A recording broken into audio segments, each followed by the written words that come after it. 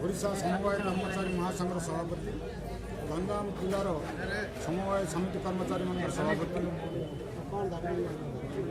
आज आमर सर्वप्रथम आमर जो मीडिया भाई मैंने आमको जो सहयोग कर महासंघ एवं जिला संघ तरफ कृतज्ञता धन्यवाद अर्पण करछु।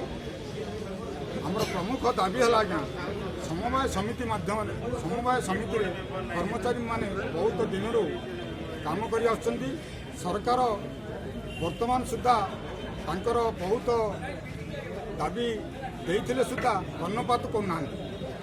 वर्तमान नूतन भाव सरकार स्टाफ सिलेक्शन माध्यम समिति रे सरकारी स्तर रे कार्यनिर्वाही अधिकारी नियुक्ति करने योजना करछंती। वर्तमान आम समितिर जो सेक्रेटरी बंधु मैंने अच्छा से मुख्य कार्यनिर्वाही हिसाब से काम करछंती।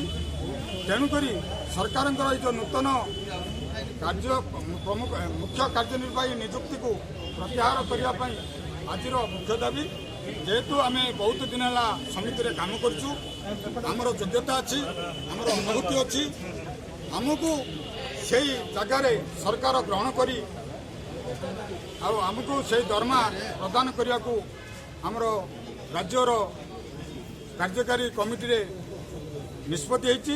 जो दिन पर्यंत प्रस्तावटा को प्रत्याहार सरकार न करती से दिन पर्यंत सारा ओडिशा रे सबु समवाय समिति रे ताला झुलिब कार्य बंद चाषीर आमर आज्ञा 2710 पैक्स एंड लैंप्स अच्छे ओडिशा रे प्राय 12,000 कर्मचारी एथिरे काम कर।